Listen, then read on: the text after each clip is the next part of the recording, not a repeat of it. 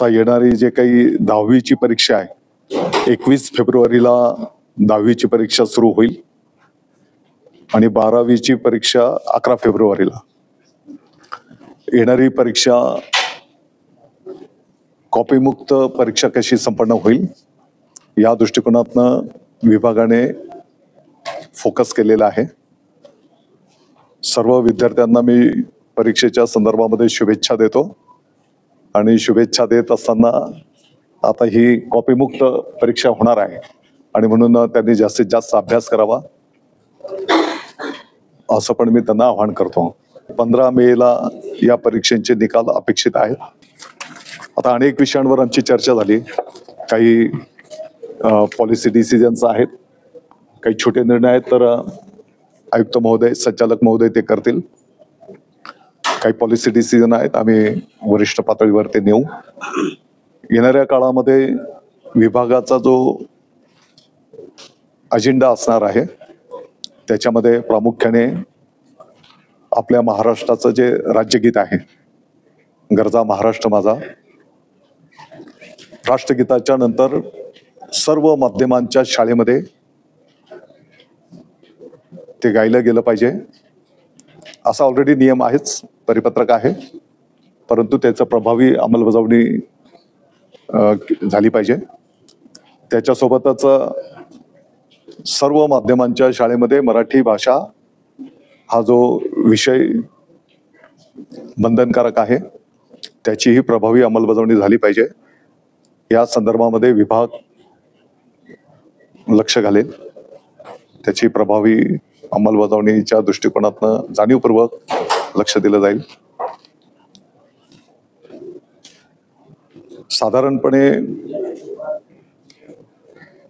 लाखाच्या पुढे शाळा आहेत 1ली ते 12वी. 2,10,00,000 विद्यार्थी संख्या आहे. 7.5 लाख शिक्षक बंधू भगिनी आहेत आणि म्हणून हे जे 2,10,00,000 विद्यार्थी आहेत यांना विद्यार्थी केंद्रित गुणवत्तापूर्ण आनंददायी शिक्षण कसं मिळेल हा विभागाचा अजेंडा असणार आहे. लहान लहान गोष्टींवर आम्ही लक्ष देऊ आणि आपल्याला जे काही अपेक्षित आहे की साधारणपणे पहिलीच्या विद्यार्थ्याला अक्षरांची ओळख झाली पाहिजे, आकड्यांची ओळख झाली पाहिजे. दुसरीच्या विद्यार्थ्याला जे काही अपेक्षित आहे की साधारणपणे पहिलीच्या विद्यार्थ्याला अक्षरांची ओळख झाली पाहिजे, आकड्यांची ओळख झाली पाहिजे. दुसरीच्या विद्यार्थ्याला किमान लिहिता वाचण्याची सुरुवात झाली पाहिजे आणि तिसरीच्याला तर आलंच पाहिजे. तर या दिशेने आपल्याला जायचं आहे. ते जात असताना त्या विद्यार्थ्यांची आरोग्याची पण काळजी विभाग घेईल. मग तिथले स्वच्छतागृह पण चांगले असले पाहिजेत. जिथे भोजन तयार होतंय ते रूम्स पण चांगले असले पाहिजे. कोणकोणत्या माध्यमातनं आपण शाळेंचा विकास भौतिक दृष्टिकोनातनं साध्य करू शकतो याचा पण एक अजेंडा आम्ही तयार करायला घेतलेला आहे की जेणेकरून टप्प्याटप्प्याने आधी एक तालुका पातळीवर काही शाळा आपण चांगल्या करूया आणि मग इतर शाळेंमधला आपण एक वर्ग आधी चांगला करूया की त्याचा लाभ इतर विद्यार्थ्यांना पण त्या ठिकाणी मिळू शकेल. म्हणजे कमी वेळेमध्ये एनलार्ज विद्यार्थ्यांना, जसं आता ई माध्यम आहेत, काही ठिकाणी आपल्याला मोठ्या ज्या शाळा आहेत तिथे वाचनालय असेल, प्रयोगशाळा असेल, डिजिटल क्लासरूम असतील, अशा परिपूर्ण काही मॉडेल शाळा आपल्याला करायच्या आणि काही शाळेंमध्ये एक वर्ग तो त्या पद्धतीने करायचा की जेणेकरून एनलार्ज विद्यार्थ्यांना त्याचा फायदा होऊ शकेल. पुढचं आर्थिक वर्षाचं नियोजन या दिशेने विभागाच्या वतीने विनंती केली जाईल. जी काही शिक्षक भरतीची प्रक्रिया आहे, टप्पा 2 तो लवकरच सुरू करण्यात येईल.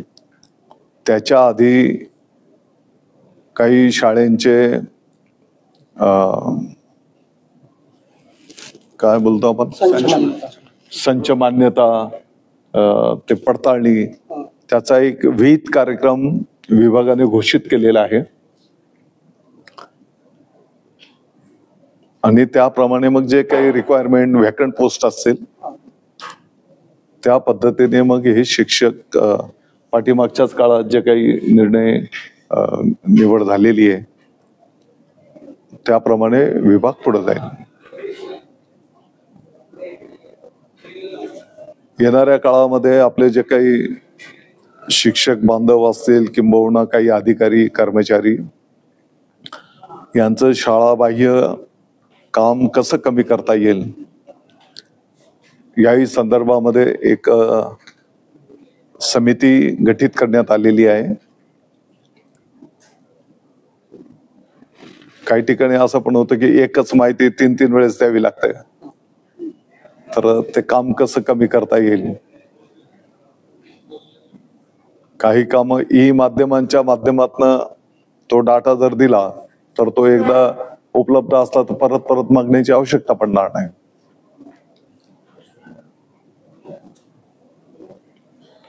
येणाऱ्या काळामध्ये जे काही राष्ट्रीय धोरण आपल्याला स्वीकारायचं आहे त्याच्यामध्येही अनेक तज्ञांचं मनोगत आम्ही जाणून घेतो आहोत, पालकांचंही मनोगत घेतो आहोत. ज्या शिक्षक बांधवांनी नाविन्यपूर्ण उपक्रम कार्यक्रम केलेले आहेत त्यांचं पण मनोगत घेत आहोत. जसं आता स्पर्धेचं युग बोलतो आपण, CBSE पॅटर्नच्या कडे पालकांचा मोठा ओढा असतो, तर त्याच्यातलं जे चांगलं असेल ते आपण आपल्या राज्यासाठी पण घेणार. आता CBSE पॅटर्न मध्ये देशाचा इतिहास आहे, तर आपल्याला इतिहास आपल्या राज्याचा घेत असताना राज्याचा इतिहास घ्यावा लागेल, त्याला जास्त हायलाइट करावा लागेल. तर असे काही बदल त्या ठिकाणी करून साधारणपणे येणाऱ्या 25-26 मध्ये पहिलीला आपण CBSE पॅटर्न सुरुवात करूया आणि हे वर्षभर याच्यावर पुढच्या 26-27 मध्ये 2 स्टेज मध्ये आपण CBSE पॅटर्न पूर्ण आपल्या राज्यामध्ये त्याचा अंमलबजावणी करू. आणि त्या शिक्षणाच्या दृष्टिकोनातून हे वर्षभर शिक्षकांना पण आपल्याला मग काही प्रशिक्षण ट्रेनिंग असं देऊन तयार करावं लागेल, ते पण केलं जाईल. मग त्याच्यामध्ये ते करत असताना अनेकांनी चांगल्या सूचना केलेल्या आहेत. कृषीच्या विषयी थोडं प्राथमिक स्वरूपाचं ज्ञान, जसं यापूर्वी आपण परसबाग करायचो, तर त्याला थोडं आणखी विस्तृत प्रमाणात कसं जाता येईल. कलेच्या संदर्भात काही आपल्याला ऍड करता येईल का. स्पोर्ट्सवर पण थोडंसं लक्ष केंद्रित करायचं आहे.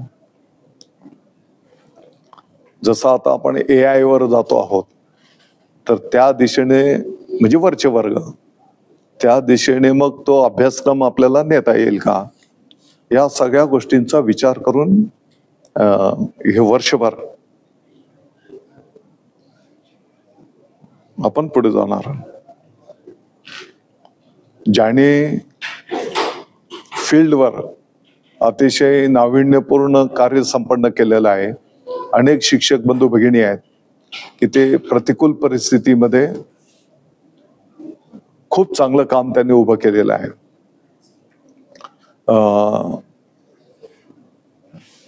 अधिकारी आहेत, तिथल्या पालक संस्था आहेत की ज्याने खूप चांगलं काम केलेलं आहे.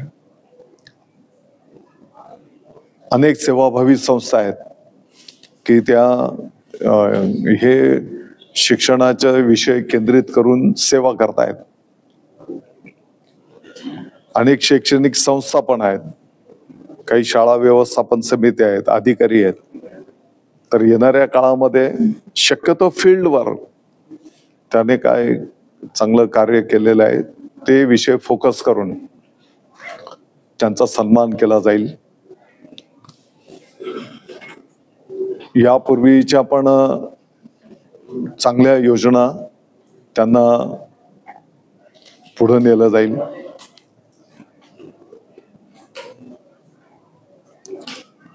विभागाने आम्ही असा निर्णय केलेला आहे की प्रत्येक शालेय शिक्षण मंत्र्याच्या पासून तर प्रत्येकाने एक शाळा म्हणजे त्याची जबाबदारी स्वीकारायची. दत्तक घ्यायची.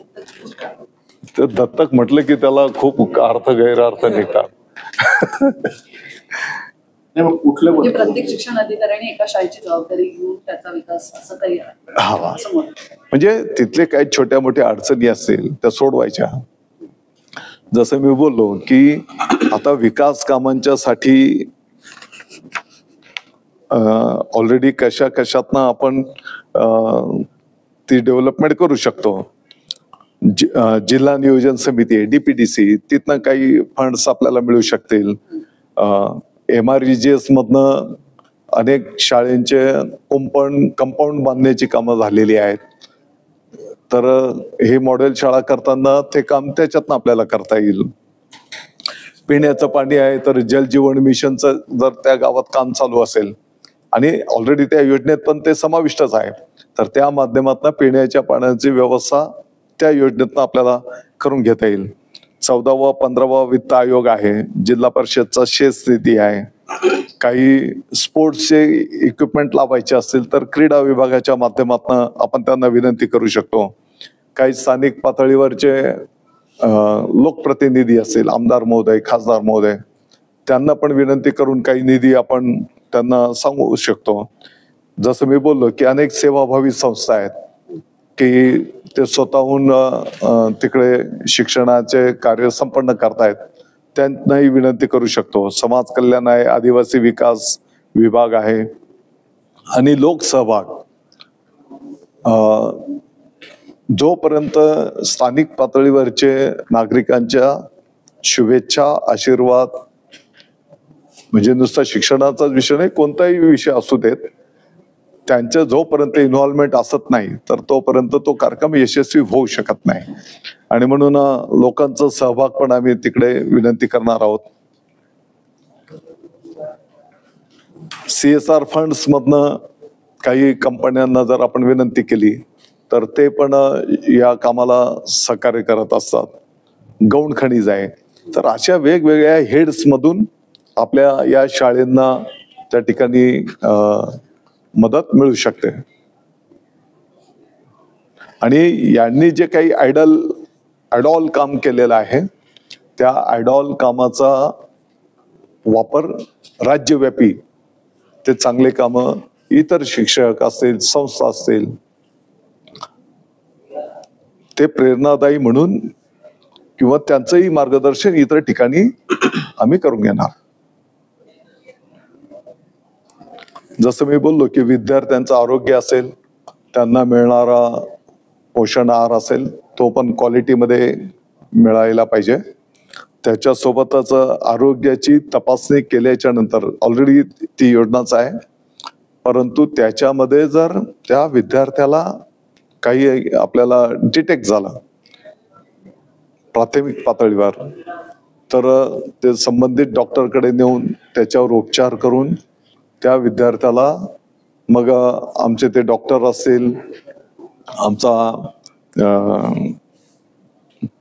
पालकांची जी काही समिती आहे ती समिती असेल, आपले शिक्षक बंधू पण त्याला सहकार्य करतील आणि तो विद्यार्थी पुढचं पण ट्रीटमेंट त्याला उपलब्ध होईल शासकीय योजनेतून, असं नियोजन केलं जाईल.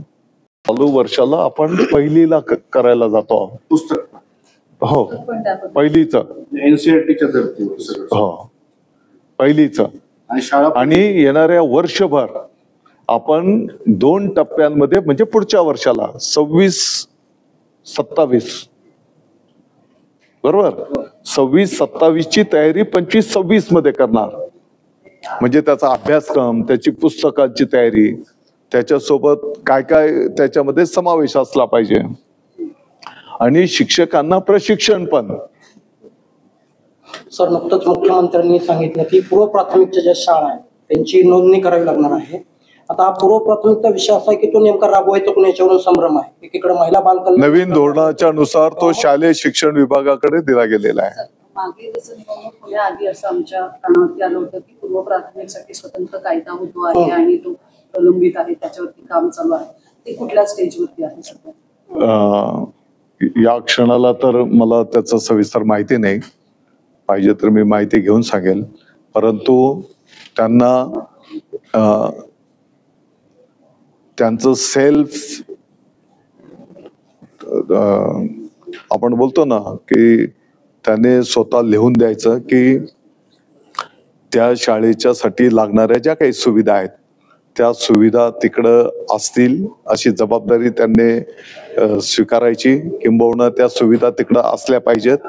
आणि साधारणपणे किती विद्यार्थी, आणि मग म्हणजे आपल्यालाही एक शासनाला आणि आपल्या सगळ्यांना माहिती असलं पाहिजे की किती बालवाडी चालू आहेत, किती विद्यार्थी आहेत. आणि मग येणाऱ्या काळामध्ये आणखी पुढचं शिक्षणाच्या साठी किती विद्यार्थी येणार आहेत, म्हणजे त्याचं नियोजन करायला आपल्याला ते सोयीचं होणार आहे. तर आता याची संपूर्ण गणती केली जाईल. यांनाही त्या ठिकाणी परवानगीची जी काही प्रक्रिया राहील ती परवानगी त्याने मागायची आणि ह्या प्रोसेस मधून त्यांना परवानगी दिली जाईल. हे शालेय शिक्षण विभागाच्या माध्यमातून संपन्न होईल. 2 प्रश्न. पहिला मुद्दा, नव्या धोरणामध्ये किमान 6% खर्च DBच्या शिक्षणावरती करायला पाहिजे अशी तरतूद केलेली आहे. म्हणजे तसं प्रस्तावित केलं त्यांनी.